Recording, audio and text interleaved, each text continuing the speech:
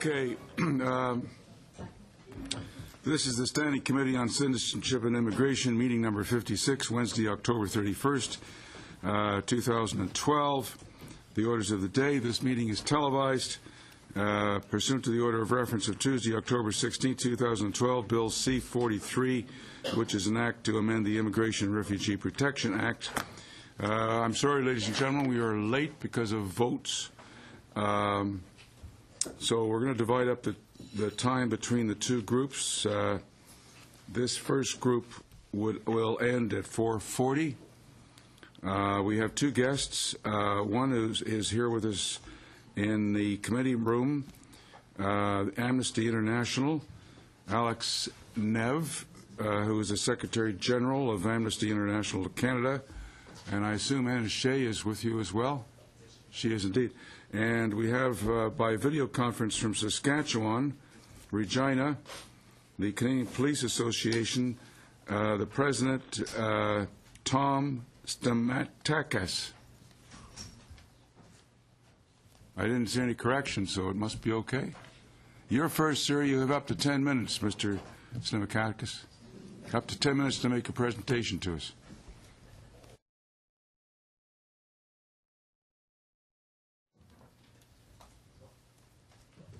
Oh. Sorry, sir. I think your microphone is muted. We can't hear you. What do we do now? He's gonna fix it. Put the plug in.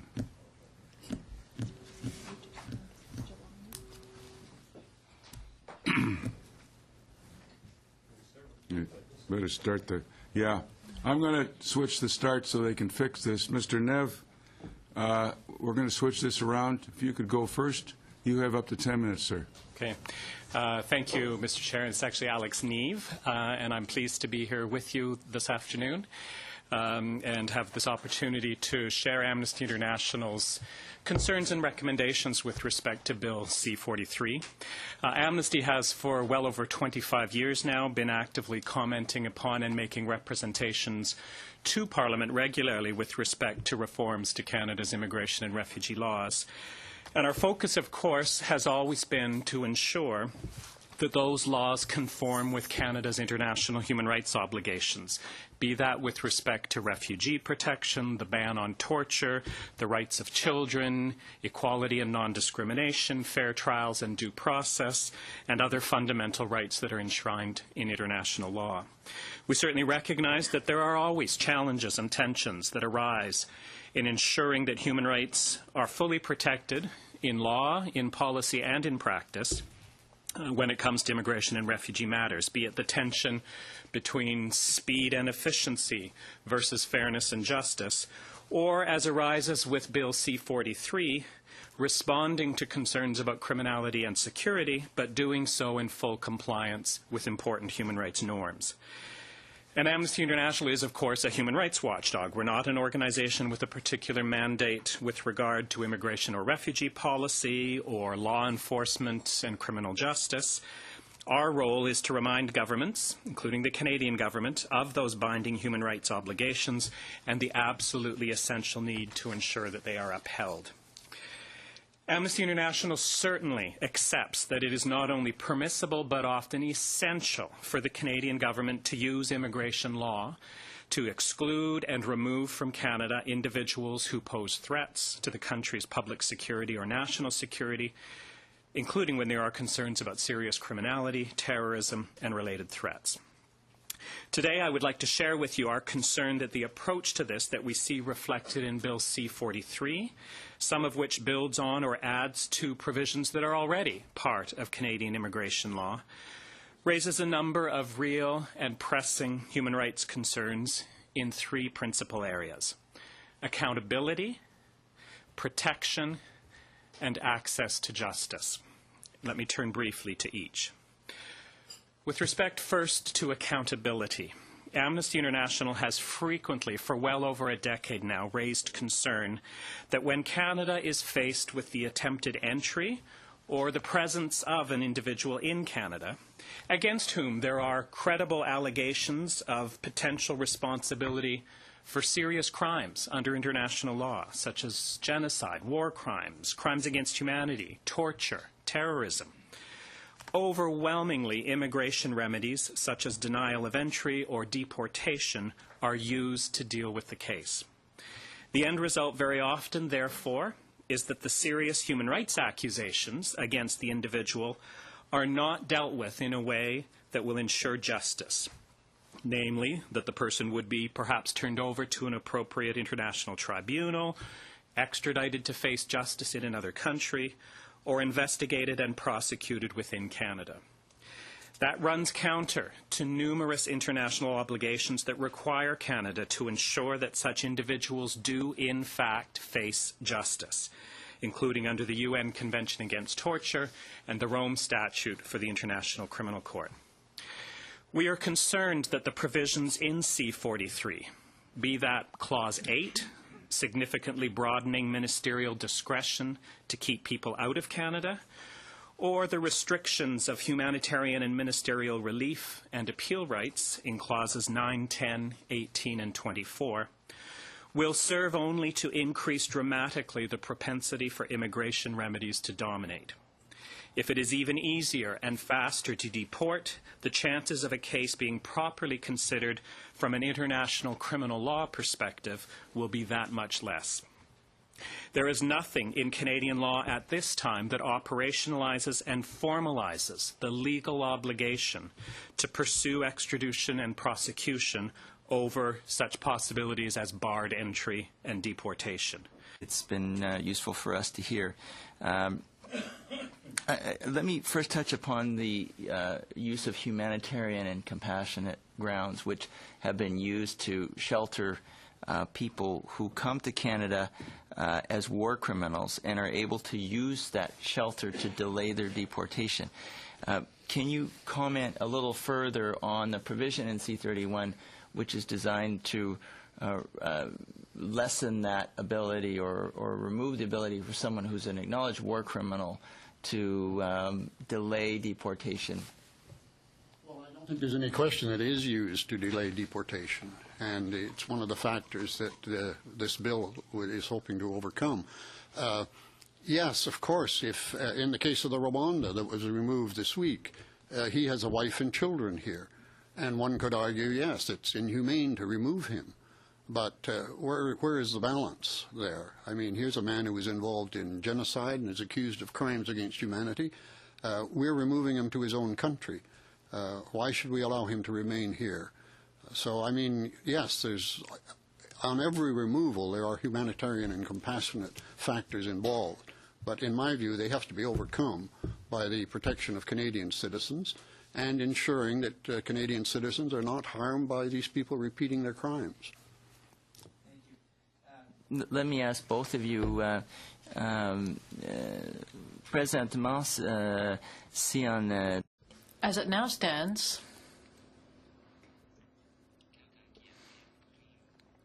if someone has committed a crime and receives a sentence of 10 years or more in that person's home country, and that person makes his way to Canada, do you believe that C-43 will change that circumstance, will prevent that person from staying here?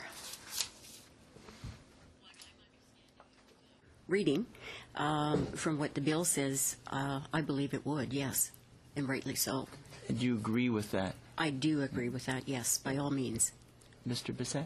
No, I entirely agree with that. The problem is if they appear at a port of entry and claim to be persecuted in their own country, we have no idea that they've been convicted of 10 years imprisonment.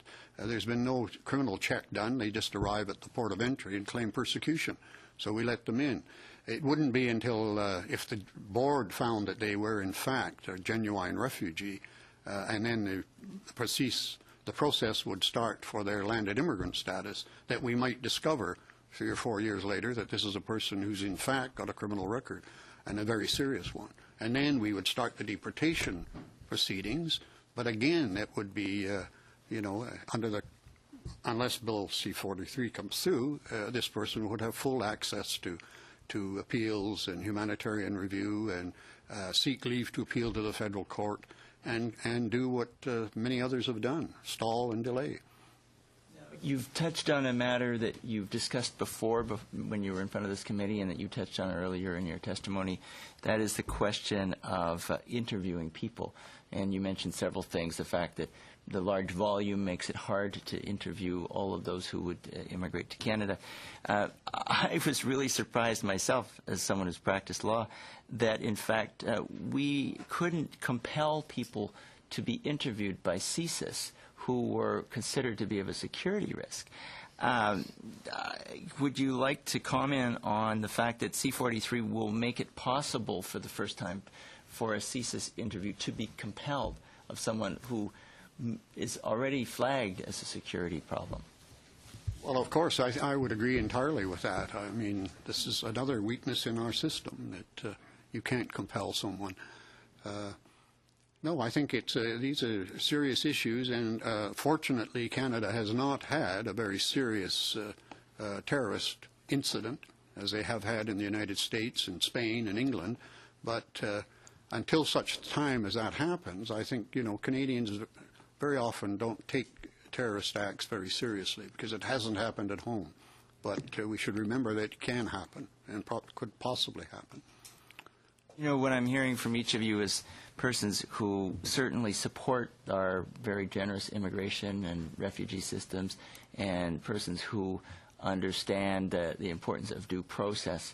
But all you're saying is that, and really to use your words, Ms. Rosenfeld, to allow people to enjoy the safety and security of their homes, and to trust that they live in safety, that these are measures which are common sense measures which just shift the balance in the direction of common sense logic, security, and safety. Do you want to comment? Certainly it is to me, and I too was surprised as I was doing some research into Bill C-43. I was very, very surprised really at how lax, the whole process has been over the years, and I definitely would, agree that through Bill C-43 that we would definitely reap the benefits as citizens of Canada, law-abiding citizens of Canada. And I think that's why a number of immigrants choose to come to Canada, because it's very, very safe country, despite many times I appear before committees and talk about violent crime and such. We do have a lovely country, and that is what attracts immigrants to Canada. And I would certainly hate to see or would not like to see the provisions in Bill C-43 not taken seriously. Thank you, Mr. Weston. Ms. Peclet, welcome to the Immigration Committee. You have up to 7 minutes. Thank you, Mr. Chair, and thank you very much for your presentations. I would just start to talk about priorities that are security and resources. I mean, it was part of your presentation, and my question is for Mrs. Rosenfeld. I have two parts in my question. First of all, the government has not respected his promises that he made in 2006 to put more police officers on the ground, so in the streets, to make our communities more safe. So my first part of the question would be maybe, and I would like your comments on that, would be maybe the government should prioritize security and protection instead of attacking the law that is not the core of the problem right now. I mean, we're talking about crimes that are committed in communities. So the solution would be maybe to prioritize security and putting more officers on the ground to protect Canadian people against crimes. So this is the first part of my question. And the second part of my question would be, when speaking at a federal inquiry related to the Clinton Gale file, then Associated Deputy Director of Immigration stated, quite simply, and I'm quoting right now, quite simply the system failed. He went on to explain that the department priorities at the time was to target unsuccessful refugee claimants who were on the run rather than criminals, because the way the deportation numbers were higher. Can you share your thoughts on actually this priority? And would you agree that resources should be allocated to finding criminals and focusing on their deportation rather than targeting unsuccessful refugee claimants? Yes, my answer to that would be, that is why I mentioned in my presentation about the $31.4 billion. That is, that takes into account court costs, police, on and on.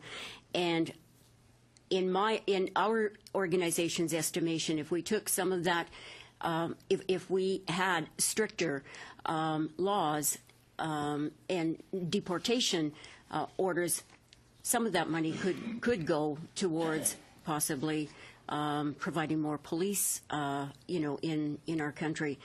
I don't understand where you feel it would be I guess we have to look at a balance, and I do not understand where you feel it would be a soft to not seriously take a look at the deportation orders and send criminals back, foreign criminals back, after they have committed crime. And we do, I must stress that we do support due process. We're talking about convicted foreign criminals. We're not talking about people that are charged with an offense or that hasn't gone to trial or anything like that. We're talking about convicted. And we have worked with victims that where the crimes has happened to them by individuals who have committed some pretty serious crimes and are open to deportation. And the whole process is just so long. We've had victims that have had to go into domestic violence shelters. We've had victims that have had to move out of Canada. We've had there's all kinds of problems that foreign criminals who are convicted cause within Canada.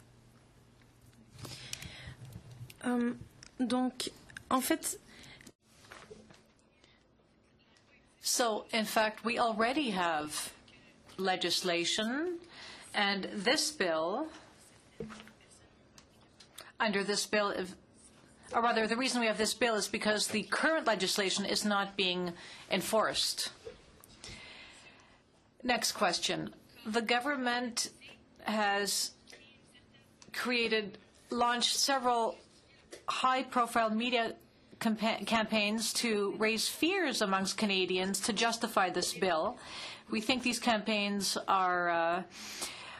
do not represent a full image of what the situation is, and this bill does not address the complete reality. For instance, the immigration and refugee population since September, 250,000 immigrants have arrived in Canada, so about 1.75 million people. The people you referred to in your presentations and the ones the government referred to, the people targeted by this bill, are simply a fraction of immigrants and refugees who are part of Canada's economy and culture. So I think it's important to remind the Minister and the government that they are targeting a drop in the ocean, and this does not justify this bill, when in fact we already have legislation in place.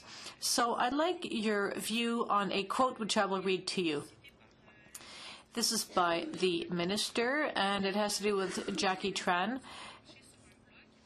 And it's taken from a blog.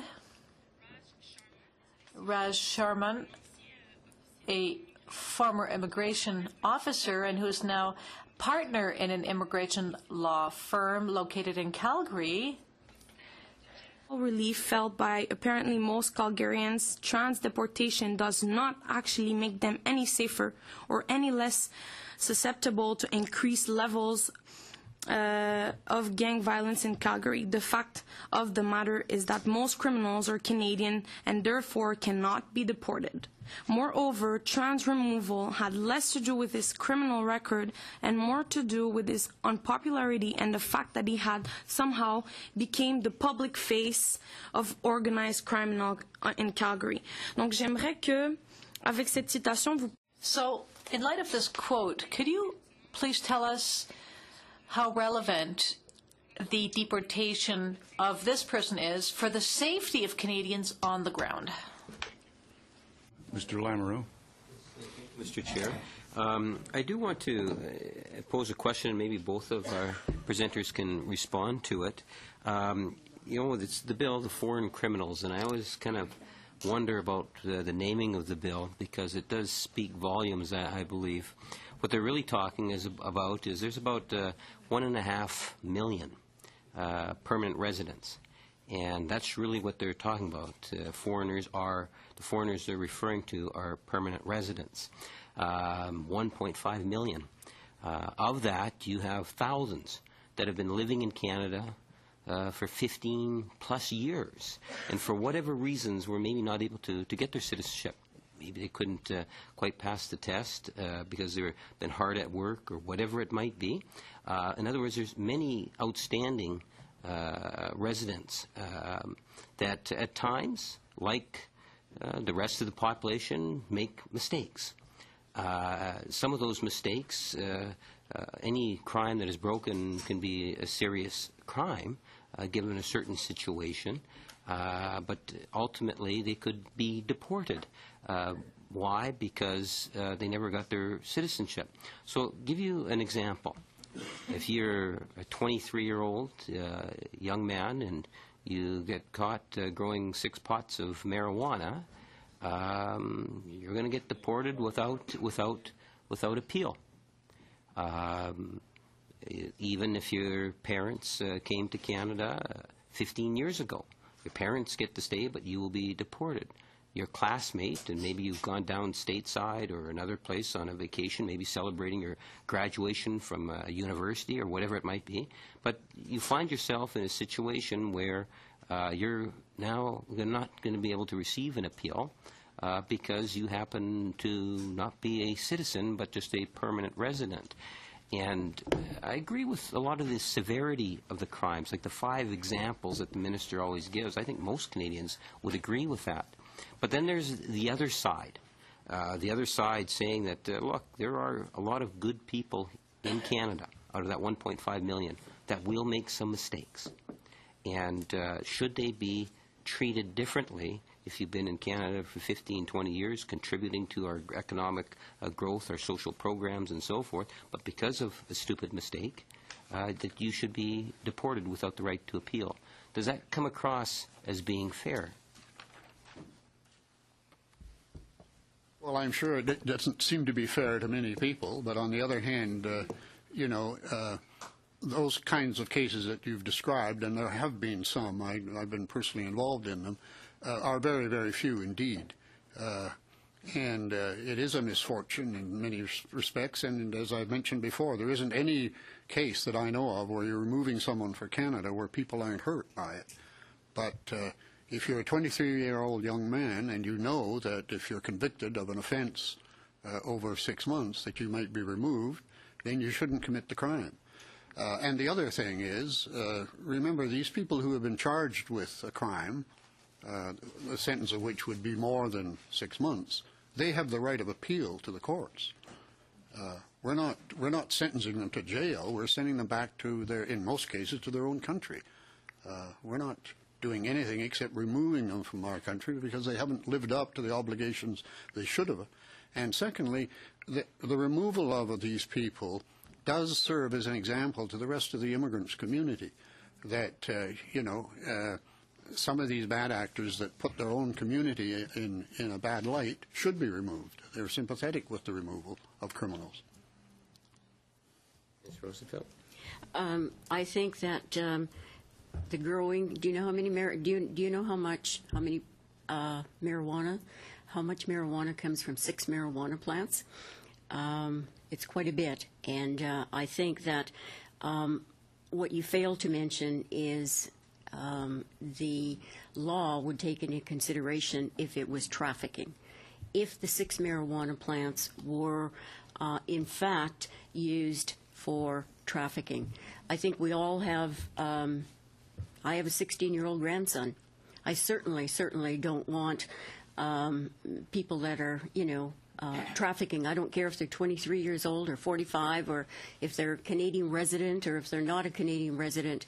I think that once you break the law in Canada, I think that the process that we have in Canada is very, very fair. And I think what would have to be taken into consideration by the judge, which in fact most judges do, is this their first offense or is this their 15th offense? And there's lots that are coming before the courts where it's their 6th offense, 5th offense. There's also the discretionary powers of a judge on a first offense to ask if they would prefer to take a treatment and go into treatment. And that would be definitely taken into consideration and weighed differently on the sentencing. Sorry, Ms. Rosenfeld, we have to move on. Mr. Holder, welcome to the Thank you, Chair. I'd like committee. to thank our guests as well for attending today. I'm in this curious place where I'm not sure whether I would rather respond to some of the comments from members opposite that, quite frankly, and with respect, seem quite ludicrous, or get some very legitimate testimony from you as well, and I'll try to mix the two if I can. I think this works from a fairly simple premise in my perspective. People who are convicted of committing serious crimes are bad. And I would say innocent victims of crime are good. I think there's a really basic premise of right and wrong here that doesn't seem to come across throughout the whole table, and I just don't know why. But the clear divide on this can't be more obvious than all of this. I think there's a really easy answer, as I've heard what you've already... Pardon me? Order on this side. Thank you. I think there's a really clear answer from what I've even heard in your testimonies so far.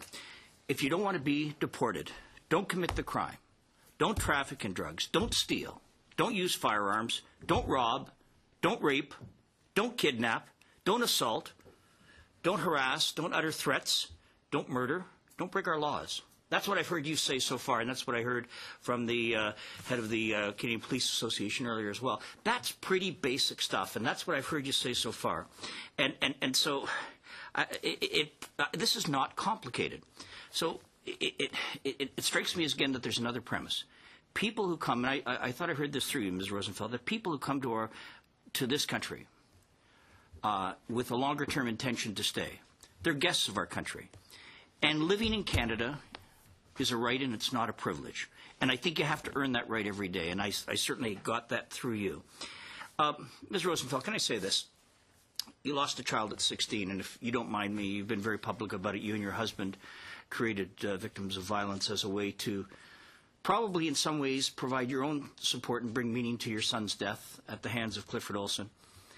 And while I would like to say I can't relate to it, having lost a 14-year-old boy, I can relate to it. And I say to you, my heartfelt sympathy and my thanks to you and your husband for what you built and what you've tried to do to try to make a difference in this country. And I honor you. I know people around this whole room honor you for the work that you've done. So here's my thoughts, and just a couple of things, please. You made the comment, you said, shouldn't Canadians have the right to live without fear? And I was very touched about that. And you also made the comment that we're talking about convicted criminals, not those charged. Can you just elaborate on that a little bit for us, please? Well, just as I said, what we are talking about is criminals, whether they're Canadian criminals or foreign criminals, people coming into Canada from other countries. I believe that we have a very, very good judicial system in Canada. There's a number of wrongs, there's a number of flaws that we have tried to be a part of and tried to correct. However, it's a very, very giving and fair judicial system. And what I'm talking about is when it comes to people that come into our country and break our laws, and have gone through the fair judicial process with the right to appeal, I think that we have to make an informed decision and firm decision on what Canada expects from people that come into our country and eventually break our laws. And as I said in my presentation, that the rules of I think it should be loud and clear that the rules of engagement is changing in Canada, and we are not going to put up with it. And I think something else that I would just like to add in, all we're talking about is shortening the length of the appeals process for people that are convicted. And whether you grow 6 marijuana plants or, whatever, that makes no never mind to victims of crime. If you are breaking the law, then you should not be in our country. Thank you for that. I heard Mr. Neve earlier and some members opposite talk about the concern about process, but we do have a process. It's called the Court of Law. And there is an appeal that goes with that as well. And quite frankly, the abuses that happen, are unimaginable when we think about, I had our friend opposite talk earlier about, what was it, that it seemed to be like the problem was like a drop in the ocean. I don't know what I want to say to Mr. Bayless's family about a drop in the ocean. That's just not it. Mr. Bissett, you said earlier that immigration is the most important issue of our time. Why do you feel so strongly about that? Well, I feel strongly about that because from 1985 on, there's been a fairly mass migration movement, perhaps the biggest in history, that's taken place from countries in the developing world into the industrialized world of Western Europe and North America. And for the most part, that's been an irregular movement, and in particular in the case of Europe, an unwanted one. But it's taken place by first in the 60s, it was beginning in the 60s with guest workers coming into European countries on a temporary basis, but none of them ever went home. And that has continued with asylum seekers. I mean, I think last year we had some 500,000 asylum seekers coming into Western Europe and North America. These are people on the move, and you can't blame them. But if the movement is irregular and these people are not welcomed and they're not in any way managed and they're not helped in any way, they undermine the confidence of the source country. Well, then, Mr. Bissett, if I could ask you, we heard from Mr. Stamatakis, who said that foreign criminals, and frankly criminals, period, but foreign criminals in particular take up capacity in the system that delay, I think, opportunities for legitimate foreigners who come to this country and want to make a better life. And we honor those people, and that's the greatest majority. So my question is, have you ever looked at the economic cost of taxpayers' expense of keeping these foreign criminals in this never-ending cycle of appeals? Unless there's an answer in seconds, that's... No, I haven't, but I have done some cost-benefit on other areas. Our asylum seeker system, for example, I would estimate it costs the Canadian taxpayers $2 to $3 billion a year. Thank you. So, Thank you. yeah. Madame Gregouet. Merci, Monsieur le Président. Merci aux témoins d'être. Thank you very much, Mr. Chairman, and thank you for the witnesses for being here. Of course, it seems that there is not enough emphasis on prevention and the prevention of crime. I think we can all agree here to say that prevention is very important.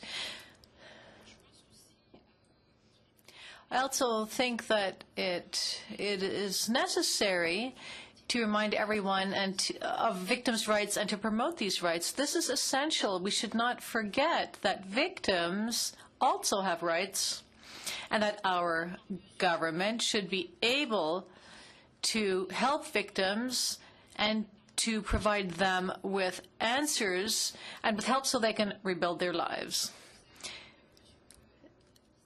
Mr. Bissett, you think it's unfortunate that there are not enough resources for some of our authorities to conduct interviews with refugees and immigrants. Do you believe that a central agency which would study the documents submitted is enough to assess the backgrounds of these claimants? I think it is. I think that, personally, I think that any immigrant coming to Canada should clearly be interviewed by experienced Canadian visa officers before they get here, because at one time all immigrants were interviewed abroad, and not only were they their documents checked and the reliability of their claims to be an experienced carpenter or engineer or whatever assessed, but they were counseled. They were given counseling before they came here, and they were given good advice about where to go in Canada to get a job. They were told about things to avoid upon arrival, and they were much better prepared to come as a result of that interview. And if during the interview the officer felt that these people couldn't meet the selection criteria, but they were people clearly because of the initiative shown at the interview and their self-reliance displayed, then they would give them had the discretion to let them in. The point of the selection system was to select people who could become established on their own within a year without government assistance. And that prevailed, and the immigrants who came prior to 1990 have done extremely well. The record of the ones that have come since then, because they're not being seen, they're not being interviewed, their documents aren't being checked, has been much, much less favorable. Ms. Space, you have less than 3 minutes. Okay, thank you very much, and thank you both for being here. Ms. Rosenfeld, I myself have been a victim of a serious crime and can understand and can relate with yourself and many of the members of your organization. I'm going to ask a question about functionality.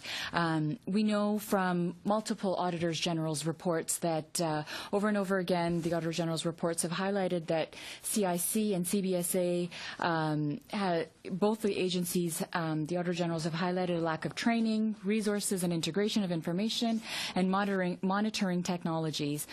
We're also seeing funding cuts now to the Canada Border Service Agency, and I think that all of these problems put Canadians at risk. In response to the Auditor General's recommendation, the Minister said that the Department accepts the recommendations and that they will start or will implement them, the recommendations that were made by the Auditors General. We're not seeing them in C43. It seems to me that providing CBSA with the training and tools that they need to providing them with the tools that they need are actually preventative methods to keep us all safe. Would you agree that allocating resources to CBSA and CIC allows them to do their jobs with the utmost success that they could achieve to keep us all safe? To a certain point. What I would suggest is that, as I mentioned in my brief, the $31.4 billion, what I would suggest is maybe taking a look at how many individuals that are coming into our country and offending and reoffending, which is quite high, that they take a look at possibly the breakdown financially, and what Bill C-43 would do is definitely strengthen that process and possibly free up some of that money that is going into protecting them right now from deportation, and using that. Right, but what we're seeing from we can't. I'm sorry, time has expired. I want to thank you both. Point of order, Mr. Yeah, just there was a request or a submission by Ms. Rosenfeld about a report that she has, and that she was going to submit it to the clerk. I just wanted to make sure that we had that. We have that on record. We have that, sir. Thank you. I want to thank both of you for coming and helping us with this bill. Thank you very much. This meeting is adjourned.